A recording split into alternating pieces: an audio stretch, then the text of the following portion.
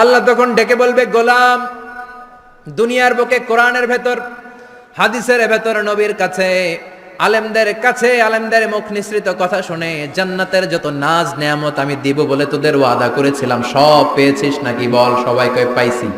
সবাই কি কয়? এক জান্নাতি হাত তুলে বলবে, আল্লাহ একটা পাই নাই। একটা? আল্লাহ কয় ওইটা আবার কি? কয় আমনেরে পাই নাই। সুবহানাল্লাহ কোন? দুনিয়া সুন্দর, মানুষ সুন্দর, আসমান সুন্দর, জামিন সুন্দর, সুন্দরে সুন্দরে পাল্লা, জানি না কত সুন্দর তুমি আল্লাহ, জানি না কত সুন্দর তুমি আল্লাহ। সুবহানাল্লাহ পড়েন।